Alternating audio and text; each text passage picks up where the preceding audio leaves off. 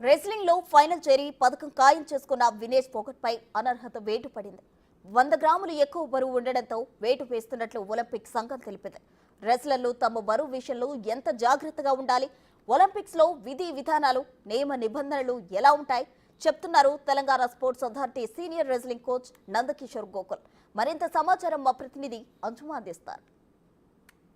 Olympics లో భారత్ కి మరో పథకం పక్కా అనుకున్న సమయంలో భారతీయులందరికీ షాక్ తగిలింది.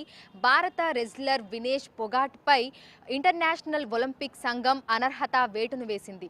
50 కేజీల విభాగంలో 100 గ్రాములు అధికంగా ఉంది అని చెప్పి అనర్హత వేటు వేశారు. అయితే ఒలింపిక్స్ లో నియమ నిబంధనలు ఎంత కట్టుదిట్టంగా ఉంటాయి, క్రీడాకారులు ఎంత జాగ్రత్తగా ఉండాలి ఏంటి అనే విషయాలను కూడా తెలుసుకుందాము. మనతో పాటు సీనియర్ రెజ్లింగ్ కోచ్ ఉన్నారు నందకిషోర్ గోకుల్ గారు. మిగతా విషయాలను ఆయన మాటల్లోనే అడిగి తెలుసుకుందాము. నమస్తే సార్. సార్, ప్రస్తుతం భారత్ అంతా కూడా అంటే ఒక షాక్కు గురైంది. ఎందుకంటే మనకు బంగారమో లేదంటే సిల్వర్ పథకమో వచ్చేది రెజ్లింగ్ విభాగంలో, ఎందుకంటే వినేష్ పొగట్ అంతలాగా పర్ఫామ్ చేశారు. కానీ ఫైనల్స్కి వచ్చేసరికి ఆవిడ మీద పడినటువంటి అనర్హత వేటు ఏదైతే ఉందో అది ఆమెతో పాటు యావత్ భారత్ని కూడా ఒక్కసారిగా షాక్కి గురి చేసింది.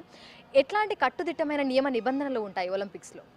ముఖ్యంగా ఇది ఒక దురదృష్టం అని అనుకోవచ్చు. మనము భారతదేశానికి వచ్చే పథకాన్ని కూడా చేజిక్కించుకోవాలని అనుకున్న పథకాన్ని కూడా మనము కోల్పోతున్నామన్న ఒక బాధ ముఖ్యంగా ఉంది, బాధ అనిపిస్తూ ఉంది. ముఖ్యంగా యూడబ్ల్యూడబ్ల్యూ రూల్స్ ప్రకారము మనకు తెలుసు ఖచ్చితంగా మరి ముందు 50 కిలోల విభాగంలో మన వినేష్ పోగట్ గారు పాల్గొన్నారు. ఇది మొదటి ఒలింపిక్స్ కాదు, ఆమెకి ఇది రెండో ఒలింపిక్సు. ఎన్నో అంతర్జాతీయ క్రీడా పోటీల్లో, రెజ్లింగ్ పోటీల్లో తను పాల్గొనింది. కాబట్టి తనకు యూడబ్ల్యూడబ్ల్యూ నియమ నిబంధనలు చాలా చక్కగా తెలుసు. మరి అట్టి తరుణంలో మరి ఎందుకని ఈ జాప్యం జరిగిందన్నది మనకు అది సంకోచంలో ఉన్నాం, మనం సందిగ్ధంలో ఉన్నాం. ఎందుకంటే అది ప్యారిస్లో ఉంది కాబట్టి మనం ఇక్కడ ఉన్నాం కాబట్టి మనము కరెక్ట్ ఎక్కడ తప్పు జరిగిందని మనం చెప్పలేము. కానీ ముఖ్యంగా ఎప్పుడైతే పాల్గొంటుందో ఆ రోజు వెయిట్స్ తీసుకుంటారు. తర్వాత ఫైనల్స్లో ఎంటర్ అయిన తర్వాత ఏ దేశాలైతే ఫైనల్స్కి ఎంటర్ అయ్యాయో 50 కిలోల విభాగంలో వాళ్ళ వెయిట్స్ మళ్ళీ తీసుకుంటారు. అప్పుడు తీసుకున్న సమయంలో మరి తను 50 కిలోల లోపే ఉండాలి, లేదా 50 కిలోలు ఖచ్చితంగా ఉండాలి. కానీ ఇక్కడ ఏం జరిగిందంటే 50 కిలోలు దాటిపోయింది, అంటే 100 గ్రాములు ఎక్కువ వచ్చింది. అంటే దీన్ని బట్టి అర్థం ఏమవుతుందంటే, దీని వలన ఏమవుతుందంటే మిగతా ఎవరైతే రెస్లర్స్ ఎవరైతే ఉన్నారో మహిళా రెస్లర్స్ వాళ్ళకి డిసడ్వాంటేజ్ జరుగుతుంది. ఈమె 100 గ్రాములు ఎక్కువ ఉన్నందుకు పర్ఫార్మెన్స్లో కూడా వాళ్ళు వెనక్కిపోతారు. కాబట్టి ఖచ్చితంగా నియమ నిబంధనలు ఏం చెప్తాయంటే, ఏ వెయిట్లో అయితే మనం పాల్గొంటామో ఆ వెయిట్ కేటగిరీ ఖచ్చితంగా చూపించాలి. వేయింగ్ చూపించలేదు కాబట్టి చూపించినప్పుడు ఖచ్చితంగా అనర్హత వేటు పడుతుంది. నిన్న మనం చూసాము మంగళవారం రోజు 3 బౌట్లలో కూడా ఆవిడ విజయం సాధించడం జరిగింది. ఈరోజు ఫైనల్స్కి వెళ్తున్నారు. అంటే ఈ రెండింటికి మధ్యలో మనకు కొంచెం గ్యాప్ ఉంటుంది. సో ఈ గ్యాప్లో కూడా ఇక్కడ నుంచి ఏదైతే వెయిట్తో వెళ్ళారో మళ్ళీ చెక్ చేసుకొని, ఒకవేళ ఇప్పుడు 100 గ్రాములు పెరిగారు, ముందే చూసుకొని తగ్గేటువంటి వెసులుబాటు కూడా మనకు ఉంటుంది కదా? ఖచ్చితంగా ఉంటుంది. తనకు తెలుసు 50 కిలోల విభాగంలో తను పాల్గొంటుంది.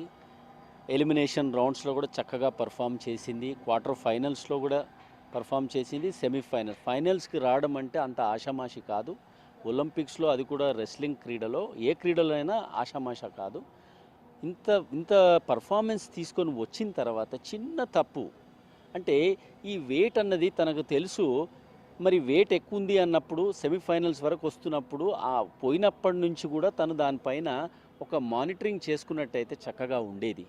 పోనీ తను చేయలేకపోయినా కనీసం కోచ్ అన్న మానిటర్ చేసినట్టు అయింటే మనకు ఈరోజు ఈ అవస్థ వచ్చేది కాదని నేను అనుకుంటున్నాను. సెమీఫైనల్స్ అంటే క్వార్టర్ ఫైనల్స్లో, సెమీఫైనల్స్లో తను విన్ అయిపోయి ఇప్పుడు ఫైనల్స్ వరకు చేరుకుంది.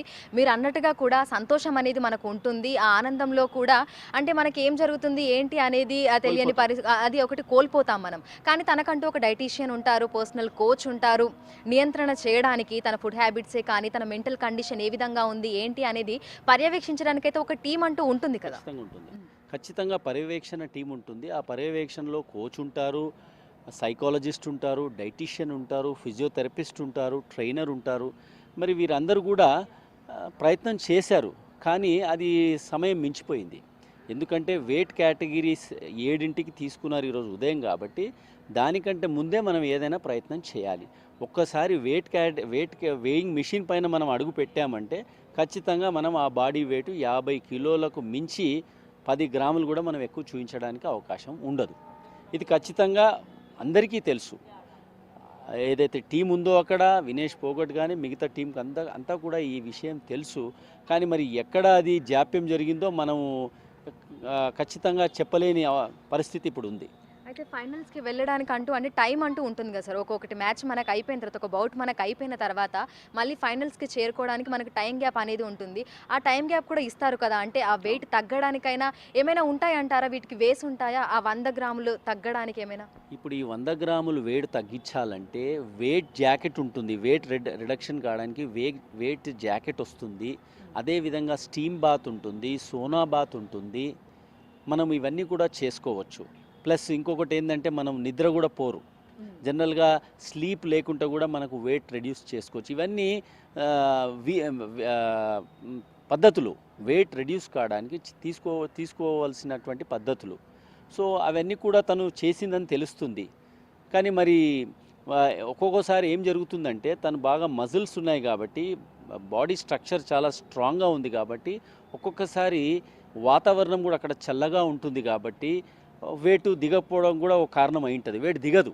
మనం ప్రయత్నం చేసినా తను, నాకు తెలుస్తుంది ఏంటంటే ప్రయత్నం చేసింది, ఆల్ అవుట్ వెళ్ళింది, కానీ అక్కడ ఉన్నటువంటి వాతావరణము అది సహకరించలేదేమో అని నేను అనుకుంటా ఉన్నాను.